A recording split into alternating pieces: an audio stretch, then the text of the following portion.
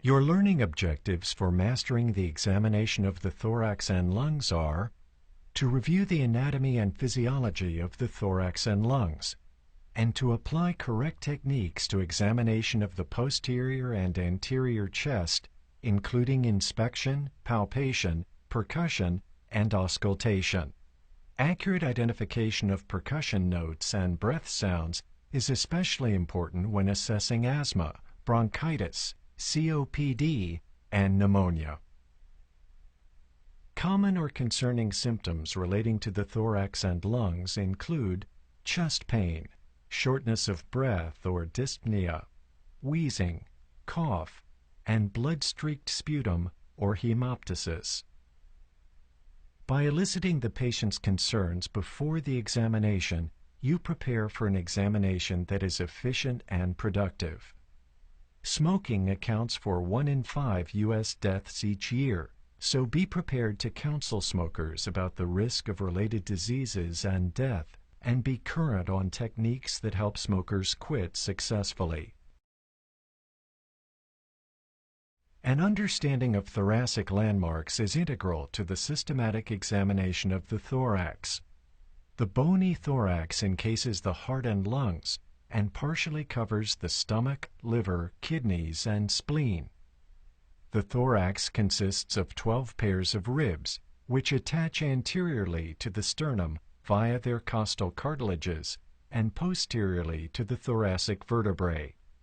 Inferiorly, the anterior cartilage and ribs form the right and left costal margins. To locate and describe your findings when examining the thorax and lungs, you must be able to number the 12 ribs and their interspaces accurately as well. Anteriorly, begin by identifying the sternal angle. To find the sternal angle, place your finger in the hollow curve of the suprasternal notch and slide your fingers downward about 5 centimeters until you feel the bony ridge that joins the manubrium to the body of the sternum. This is the sternal angle. Move your fingers laterally and find the adjacent second rib and costal cartilage. Using 2 fingers, walk down the interspaces, 1 space at a time, on an oblique line. Do not try to count interspaces along the lower edge of the sternum, as the ribs there are too close together. Posteriorly, the 12th rib is another starting point for counting ribs and interspaces. Find T12 and the adjacent 12th rib by pressing your fingers in and up from below the rib cage. Then walk up the interspaces above. The inferior tip of the scapula is another useful bony landmark. It usually lies at the level of the 7th rib or interspace. An alternate method of numbering the ribs posteriorly is to count down from C7. Lower your chin to your chest, please. With the patient's neck flexed forward, find the most prominent spinous process, which is usually at C7. Then feel and count from C7 to T12. You can often palpate and count the processes below them, especially when the spine is flexed.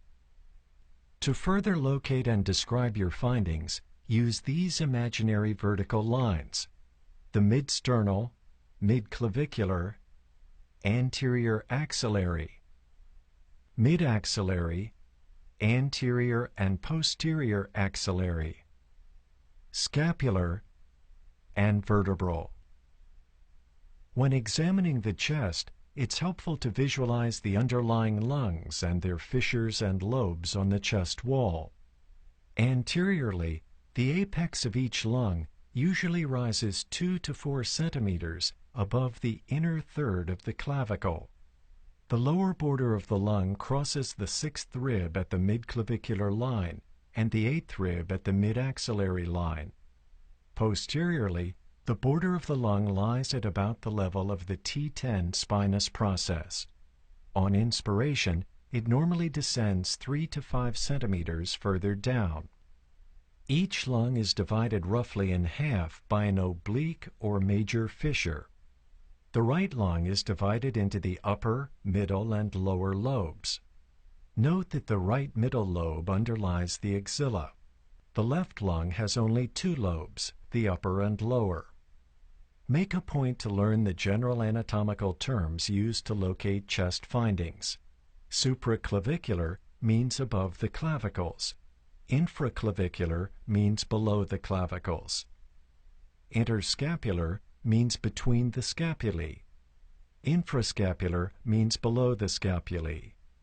The bases of the lungs are the lowermost portions, and the upper, middle, and lower lung fields are self-explanatory. The trachea bifurcates into its mainstream bronchi at the levels of the sternal angle anteriorly and the T4 spinous process posteriorly. Breath sounds over the trachea and bronchi usually have a different quality than breath sounds over the lung parenchyma. With the patient's health history in mind, and after good hand hygiene, you are ready for the physical examination. Begin your examination of the chest with a brief survey of the patient's thorax and respiration. Note the shape of the chest and how it moves. Is the thorax symmetrical? Are there any bony deformities? Observe the rate, rhythm, depth, and effort of breathing, and listen for any audible sounds of breathing that may indicate respiratory distress. Now listen and count the number of breaths per minute. Normally, a resting adult breathes easily, quietly, and regularly about 14 to 20 times a minute. Inspect the patient's neck for retraction of the accessory muscle, namely the supraclavicular, sternocleidomastoid, or scalene muscles, suggesting respiratory difficulty. Normally, this is not present. Palpate in the sternal notch to check the position of the trachea. It should be in the midline. Check the patient's color for circumoral and nail bed cyanosis, a bluish color arising from deoxygenation. Lips and fingernails are normally pink. Now examine the posterior thorax, beginning with inspection. Observe the chest for contour, symmetry, and deformities. Also, inspect the overlying skin. Tell me if this hurts. Then, palpate the chest wall to locate any areas of pain or tenderness, or any lesions or bruises suspicious for rib fracture. To test chest expansion, place your thumbs close to the patient's spine at the level of the 10th ribs and spread your fingers lightly across the lateral thorax. Ask the patient to inhale and exhale deeply and fully while you watch the divergence of your thumbs, normally about 2 centimeters, and feel for the range and symmetry of movement. Decreased excursion suggests restrictive lung disease. Next, systematically palpate for tactile fremitus. Okay, I'm going to press my hands in your back and I want you to say 99, 99 over and over again until I tell you to stop. Sure. Okay. Say 99. 99, 99, 99, 99. Feel for the vibrations of tactile fremitus as the patient continues repeating 99 or some similar phrase consisting of 2 or 3 equally accented syllables. Using the ball of your hand or the ulnar surface, identify the areas of increased, decreased, or absent fremitus. Palpate and compare symmetric areas of the lungs as you identify and locate any areas of increased, decreased, or absent fremitus. 99. Okay, you can stop there. Continue the examination by percussing the chest in a systematic manner, moving down the thorax and going from side to side, as demonstrated, in a ladder pattern. Remember that only the distal interphalangeal joint of your pleximeter finger should be in contact with the chest wall to avoid damping out the percussion note. Wrist motion should be relaxed and fluid as you make strikes with the tip of the third plexor finger. You are trying to transmit vibrations through the bones of the pleximeter joint to the underlying chest wall. Percuss down the chest wall from the apices to the bases of the lungs. Listen to the intensity, pitch, and duration of your percussion notes, and note the sense of vibration. Identify the type of notes you are hearing. Normal lungs are resonant. Hyperresonance suggests COPD from alveolar air trapping and delayed expiration. Note any areas of abnormal dullness, suspicious for underlying effusion. Next, ask the patient to breathe out and use percussion to identify the lower level of the diaphragms. Ask the patient to take a full inspiration and measure descent of the diaphragms, or diaphragmatic excursion. Percuss downward from the initial level of the diaphragms until you again reach dullness at the boundary of resonant lung tissue and the duller structures below the diaphragm. Excursion is usually 3 to 5 centimeters. Auscultation is the most important examination technique for assessing airflow. It involves listening to the sounds generated by breathing, listening for any adventitious or added sounds, and if abnormalities are suspected, listening to the sounds of the patient's spoken or whispered voice as they are transmitted through the chest wall. To auscultate the posterior thorax, use the diaphragm of the stethoscope. Begin at the apices and proceed downward, moving systematically from side to side, again in a ladder pattern, comparing breath sounds in symmetrical areas. Listen to the duration, pitch, and intensity of the inspiratory and expiratory sounds. Decide what type of breath sounds you are hearing, and note any added sounds. Listen to at least one entire breathing cycle at each location.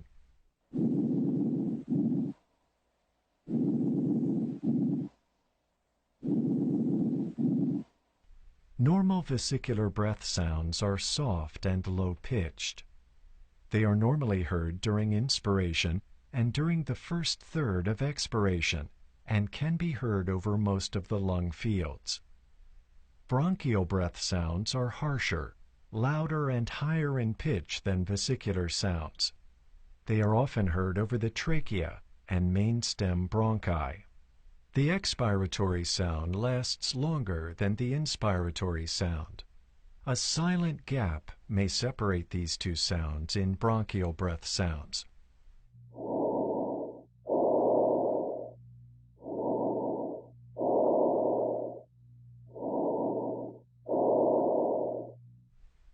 Bronchovesicular sounds are often heard in the first and second interspaces anteriorly and between the scapulae posteriorly. They have an intermediate pitch and intensity.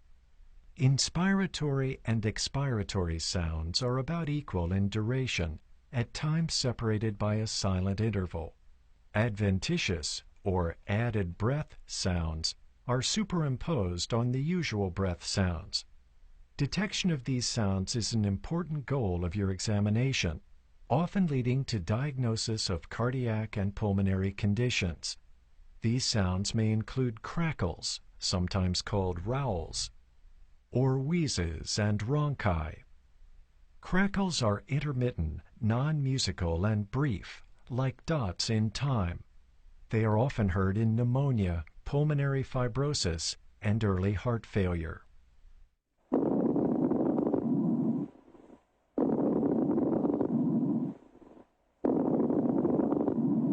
Fine crackles are soft, high-pitched, and very brief, and often accompany congestive heart failure.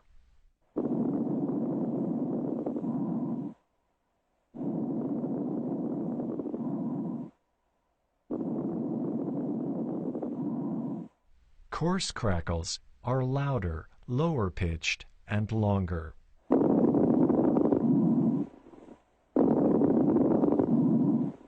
Compared to crackles, wheezes and rhonchi last much longer and sound more musical. Wheezes are relatively high-pitched and have a hissing or shrill quality and often suggest asthma.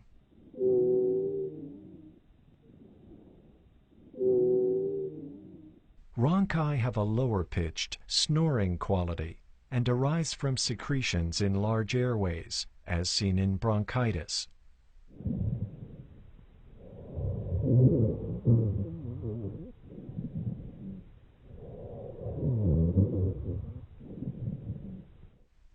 If you hear abnormally located bronchovesicular or bronchial breath sounds, assess transmitted voice sounds.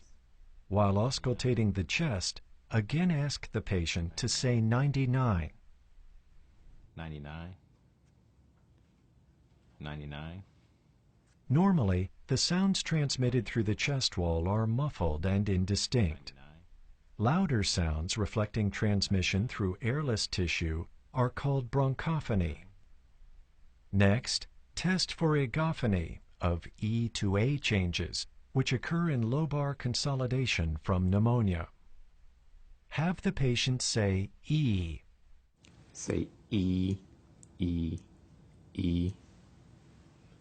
Normally, you will hear a muffled long E sound. E. If the underlying tissue is consolidated, the E sound changes to a bleeding A in quality. Okay. Whisper. 1, 2, 3. 1, 2, Finally, 3. check for whispered pectoriloquy. Ask the patient to whisper 1, 2, 3. The whispered voice is usually heard faintly or indistinctly, if at all. Clearer, louder sounds suggest underlying consolidation. To examine the anterior thorax, have the patient lie supine and breathe normally. Observe the condition of the skin and inspect the chest for deformities, asymmetry, and respiratory movement. Next, palpate the chest to locate any areas of tenderness or to assess any lesions or abnormalities. Then assess chest expansion. Place your thumbs along each costal margin with your hands along the lateral rib cage. Raise any loose skin folds between your thumbs and ask the patient to take a deep breath. Take a deep breath for me, please. Observe how far your thumbs diverge as the thorax expands, and feel for the extent and symmetry of respiratory movement. Next, palpate for tactile fremitus. Compare both sides of the chest using the ball or ulnar surface of your hand. Fremitus is usually decreased or absent over the precordium. When examining a woman, gently displace the breasts as necessary. Next, percuss the anterior chest and the lateral chest. The heart usually produces an area of dullness to the left of the sternum from the 3rd to the 5th interspaces. Percuss the left lung lateral to the area of dullness.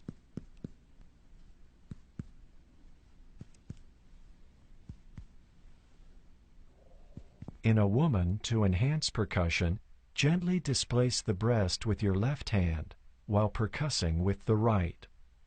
Percuss in progressive steps downward in the right midclavicular line. Identify the upper border of liver dullness. As you percuss down the chest on the left, the resonance of normal lung usually changes to the tympany of the gastric air bubble. To auscultate the chest anteriorly and laterally, ask the patient to breathe with his mouth open and somewhat more deeply than normal. Compare symmetric areas of the lungs using the ladder pattern suggested for percussion and extending it to adjacent areas if indicated. Listen to the breath sounds, noting their intensity and identifying any variation from normal vesicular breathing. Note that breathing sounds are usually louder in the upper anterior lung fields, and bronchovesicular breath sounds may be heard over the large airways, especially to the right. Identify any adventitious sounds, and if indicated, listen for transmitted voice sounds. Say 99, please. Sure. 99. 99. Remember that a clear, well-organized clinical record Employing language that is neutral, professional, and succinct is one of the most important adjuncts to patient care. Thorax is symmetric with good expansion, lungs resonant, breath sounds vesicular, no rales, wheezes, or rhonchi. Diaphragms descend 4 centimeters bilaterally. After practice and further review of this video, make sure you have mastered the important learning objectives for examining the patient's thorax and lungs.